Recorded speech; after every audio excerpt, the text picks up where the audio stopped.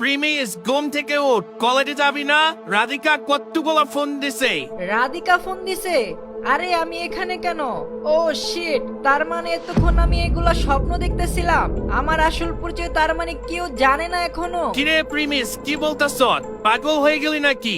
রাধিকা কিন্তু অনেকগুলো ফোন দিছে, আমারও ফোন দিছিল। ও নাকি নদীর পাড়ে তোর জন্য ওয়েট করতেছে। আচ্ছা ঠিক আছে, আমি এখনই যাইতাছি। প্রিমিস গতকালকে শঙ্করের সাথে ঝামেলা করার পরে সরাসরি তার বাসায় আসে রাধিকাকে নিয়ে।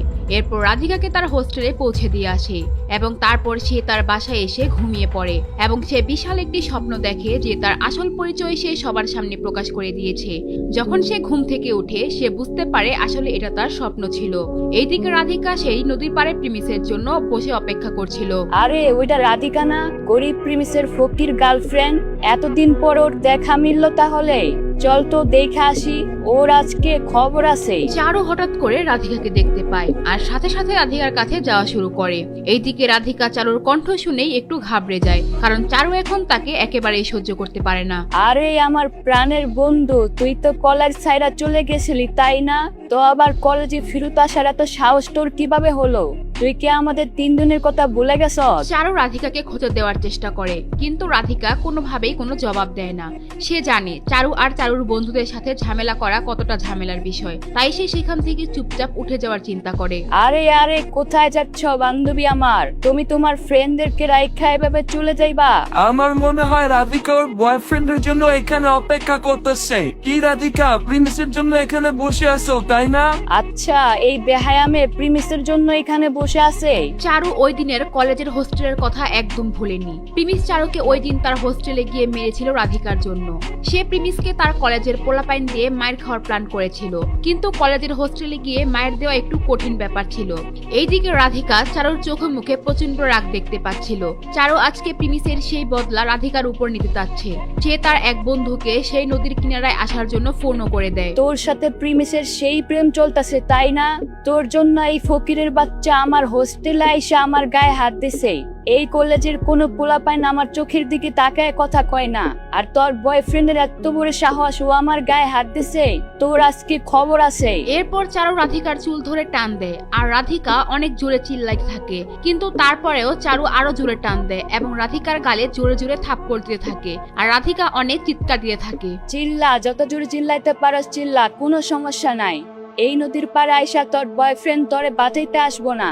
তোর বয়ফ্রেন্ড তোর জন্য এত পাগলামি করছে, দেখি এখন কিভাবে বাঁচায় তোর বয়ফ্রেন্ড আমাদের হাত থেকে। এরপর চারু রাধিকার চুল ধরে পানির নিচে রাধিকার মাথা ডুবিয়ে দেয় এবং এইভাবে 10-15 সেকেন্ড রেখে আবার বের করে গালের মধ্যে থাপ্পড় দিয়ে থাকে, আবার পানির মধ্যে ডুবিয়ে রাখে। এইভাবে অনেকক্ষণ করতে করতে চারু থামো, আমি মরে যাবো, আমি শ্বাস নিতে পারতাছি না। এটা বলার পরেও চারু রাধিকার মাথা আবার পানির নিচে ঢুকিয়ে দেয়, কিন্তু এইবার চারু আর পানি থেকে মাথা বের হতেই দেয় না।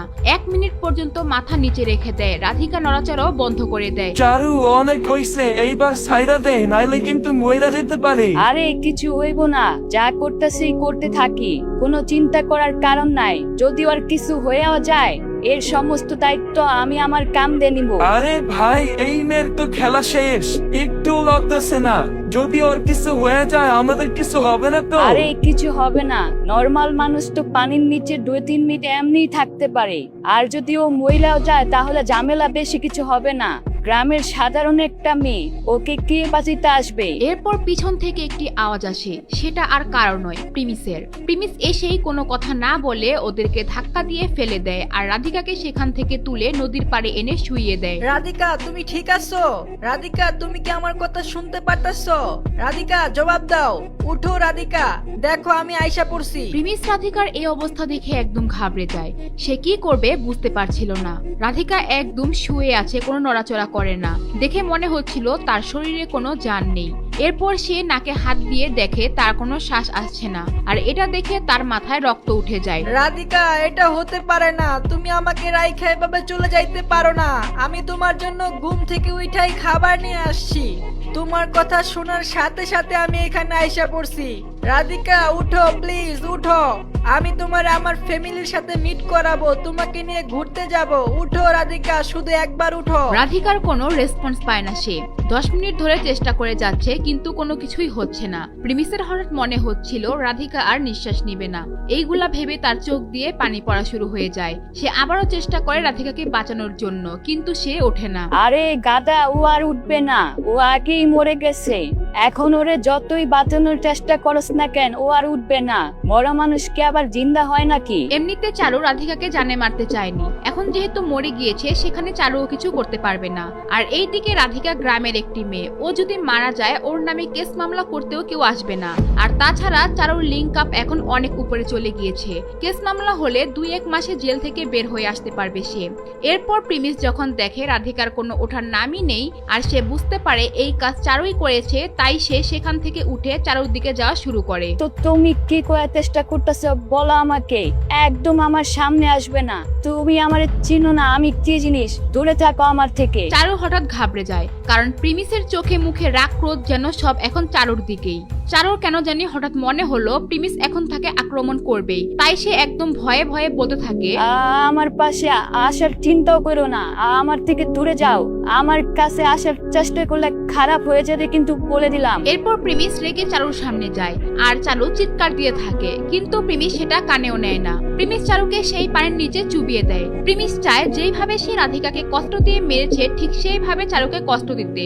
চারুকে অনেকক্ষণ পানির নিচে চুবানোর পর চারু বলে, প্রিমিস আমার ভুল হয়ে গেছে, আমার রাধিকার সাথে এমনটা করা উচিত হয় নাই, তুমি আমাকে ক্ষমা করে দাও। আমারও কিভাবে মারা ঠিক হয় নাই, প্লিজ আমাকে যাইতে দাও। আচ্ছা তুমি বলো কি চাও আমার কাছ থেকে, আমি তোমাকে 5 থেকে 10 লাখ টাকা যা লাগে দিব, তুমি প্লিজ আমাকে ছেড়ে দাও। মাফ চাইলে কি রাধিকা ফিরে আসবে? যদি মাফ চাওয়ারই দরকার ছিল রাধিকার কাছে চাইতা, যখন রাধিকা বেঁচে ছিল তখন চাইতা, এখন কেন মাফ চাইতাছো? এটা বলে প্রিমিস আবারও চারুকে সেই পানির মধ্যে চুবানো শুরু করে। পাশে থাকা তার বান্ধবীদের বিন্দুমাত্র সাহস হয় না প্রিমিসের সামনে আসার। প্রিমিস যখন এইভাবে তাকে চুবাচ্ছিল তার মনে ভয় ঢুকে যায়, হয়তো এখনই প্রিমিস চারুকে মেরেই ফেলবে। প্রিমিস দেখো, এখন যদি তুমি আমাকে মেরে ফেলো তোমার কিন্তু লাইফ শেষ, তোমারে কিন্তু জেলে যেতে হবে, তোমারে কিন্তু আমার লোকেরা জীবনও ছাড়বে না। যেখানে রাধিকাই বেঁচে নাই সেখানে আমি বাইচে থাইকা কি করব? রাধিকা তো তোমার কোনো ক্ষতি করে নাই, তাহলে রাধিকার কেন মারলা? আজকে আমি তোরে মাইরা রাধিকার মৃত্যুর প্রতিশোধ নিব, তোরে আজকে আমার কাছ থেকে কেউ বাঁচাইতে পারবো না। এরপর প্রিমিস চারুকে আবার পানির নিচে ডুবিয়ে দেয়, অনেকক্ষণ এইভাবে রেখে দেয় এবং প্রিমিস এইবার সিদ্ধান্ত নেয় সে চারুকে মেরেই ফেলবে। কিন্তু হঠাৎ করে সেইখানে নদীর সামনে কতগুলা দামি দামি গাড়ি এসে থামে আর গাড়ি থেকে কয়েকজন গুন্ডা নামে। সেই নদীর সাইডে দাঁড়িয়ে থাকে আরেকজন মুরব্বিও সেইখানে এসে দাঁড়িয়ে থাকে। আরে ভাই দেখ, ঢাকা শহরের এক মাফিয়া ব্যাটালিস্টার গ্যাংয়ের গ্রুপের পোলাপান এখানে হাজির। এইবার দেখিস কি হয়। এই প্রিমিসের তো খেলা শেষ, একটু আগে প্রেমিকারা হারাইলো, এখন বেচারা নিজের জানটাও হারাইবো। সেই ব্যাটালিস্টার গ্যাংয়ের 2 জন লোক গিয়ে প্রিমিসকে বাড়ি দিয়ে সেই পানিতে ফেলে দেয়। আর ঠিক তখন চারু হাঁপ ছেড়ে বাঁচে আর সে দৌড় দিয়ে সেই মুরব্বির সামনে গিয়ে দাঁড়ায় আর বলে, আঙ্কেল আপনি আজকে না আসলে আমাকে ফকিরের বাচ্চা মেরেই ফেলতো, ও আমাকে অনেকক্ষণ ধরে পানির মধ্যে চুবাইছে। আঙ্কেল আজকে ওরে ছাড়বেন না, একদম জানে মেরে ফেলবেন। ব্যাটালিস্টার গ্রুপের বড় মাস্তান মতিন চাকলা। এই গ্রুপ ঢাকা শহরে বড় বড় মার্ডার করে থাকে। প্রিমিসদের কলেজেও এই গ্রুপের একটি টিম আছে। ব্যাটালিস্টার গ্যাংয়ের মতিন চাকলা চারুর দূর সম্পর্কের আঙ্কেল হয়, তাই চারুর এত পাওয়ার কলেজে। প্রিমিসের বাচ্চা, তোর আজকে খবর আছে, তোর এই দিনই জীবনের শেষ দিন। তুই আমারে মারতে চাইছিলি না, এইবার নিজের মরার সময় কমতে থাক। প্রিমিস রাধিকার শোকে এমনিতেই অনেক মর্মাহত। এরপর চারুর এই কাণ্ড দেখে সে প্রতিশোধের আগুনে আরো ফায়ার হয়ে যায়। ব্যাটালিস্টার গ্যাংয়ের 4-5 জনের সাথে মারামারি করে তাদেরকে ফেলে সেই চারু আর মতিন চাকলার সামনে চলে যায়, কিন্তু মতিন চাকলার সাথে ছিল আরো 2 জন বডিগার্ড। আঙ্কেল কিছু একটা করেন, এই বদমাইশ কিন্তু আমাকে মারার জন্য উঠে পড়ে লাগছে। প্রতিশোধের আগুনে জ্বলছে প্রিমিস। কি করবে এখন প্রিমিস? সে কি চারুকে মারতে পারবে নাকি এর আগেই মতিন চাকলার বডিগার্ড প্রিমিসকে মেরে ফেলবে? তা জানতে চাইলে ইউটিউব চ্যানেলটি সাবস্ক্রাইব করে নোটিফিকেশন বাটন বাজিয়ে রাখেন।